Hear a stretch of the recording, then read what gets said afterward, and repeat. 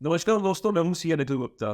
GST विविध penalties को लेके आज मैं आपके साथ में एक बहुत इंपॉर्टेंट या ये कहिए कि सबसे इंपॉर्टेंट केस को डिस्कस करने वाला हूं, जिसमें ट्रांसपोर्टेशन के दौरान अगर ईवेबल नहीं भी है तो भी पेनल्टी नहीं पड़ेगी। फ्रेंड्स, मैंने इससे पहले कुछ एक वीडियोस बनाए हैं जिसमें अगर ईवेबल एक्सपायर हो जाता है ड्यूरिंग ट्रांसपोर्टेशन तो कोर्ट्स ने ऑर्डर किया कि पेनल्टी नहीं पड़ेगी। साथ में अगर पार्ट भी अपडेटेड नहीं है उस पर भी हमारे पास रीजंस हैं कि पेनल्टी नहीं पड़ेगी। लेकिन अगर ट्रांसपोर्टेशन के दौरान इवेबल नहीं है और फिर भी पेनल्टी ना बढ़े तो ये केस आपके लिए बहुत इंपॉर्टेंट हो जाता है।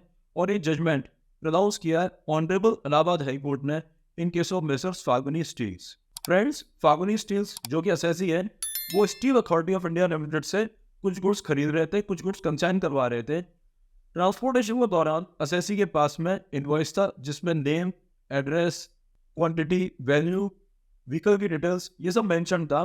लेकिन पोर्टल पे टेक्निकल ग्लिच के कारण वो ईवेबल जनरेट नहीं कर पाए थे। जब गुड्स का ट्रांसपोर्टेशन हो रहा था तो जीएसटी ऑफिसर ने व्हीकल को इंटरसेप्ट किया। उन्होंने पाया कि गुड्स तो है, साथ में इनवॉइस भी है, लेकिन ईवेबल नहीं है।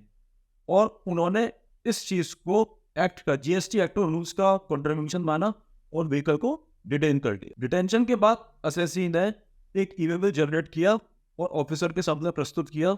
लेकिन जीएसटी ऑफिसर ने उस ईवेबल की कोई भी कॉग्निजेंस नहीं लिया, उसका संज्ञान नहीं लिया। उन्होंने स्टिल इसे एक्ट का कॉन्ट्रीब्यूशन माना और एसएससी के ऊपर पेनल्टी इम्पोज कर दी। एसएससी को कोई गुड्स रिलीज कराने थे, उन्होंने पेनल्टी पे कर दी।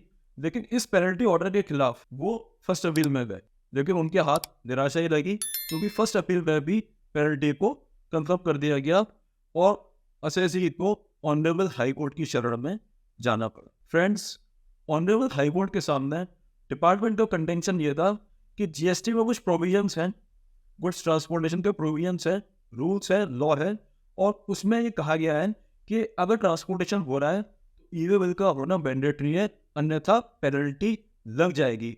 उन्हें इसके अलावा कुछ नहीं देखना है, केवल ये चेक करना है कि एक्टिव कॉन्ट्रीब्यूशन है या नहीं है। अगर एक्टिव कॉन्ट्रीब्यूशन है तो वैल्यू ऑफ गुड्स पे जो टैक्स लग रहा है उसको 200% पेनल्टी लग जाएगी। कोर्ट को ये जो डिपार्टमेंट का कंटेंशन है बिल्कुल समझ में नहीं आया, बिल्कुल भी इम्प्रेस नहीं किया इस डिपार्टमेंट के कंटेंशन ने। कोर्ट ने ऑब्जर्व किया कि जब भी हम किसी के ऊपर पेनल्टी लगाते हैं उसमें mens rea means intention to evade tax या फिर कर वंचन का उद्देश्य ये जरूर चेक करते हैं। अगर इंटेंट टू इवेट टैक्स है तो पेनल्टी लगानी चाहिए। अगर intention to evade tax department establish नहीं कर पा रहा है तो पेनल्टी नहीं लगेगी। या फिर बर्डन ऑफ प्रूफ डिपार्टमेंट के ऊपर है, उन्हें बताना पड़ेगा कि इस एसएससी का ये इंटेंट टू इवेट टैक्स था, मीन्स वो टैक्स की चोरी करना चाह रहा था, पेनल्टी तभी लगेगी। और इस पर्टिकुलर केस में डिपार्टमेंट ऐसा स्टैब्लिश नहीं कर पाया था।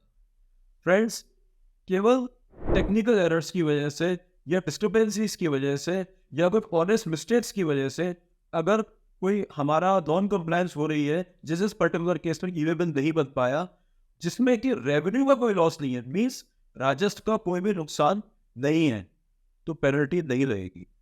तो कोर्ट का ये ऑर्डर फ्रेंड्स आपके लिए बहुत इंपॉर्टेंट होता है।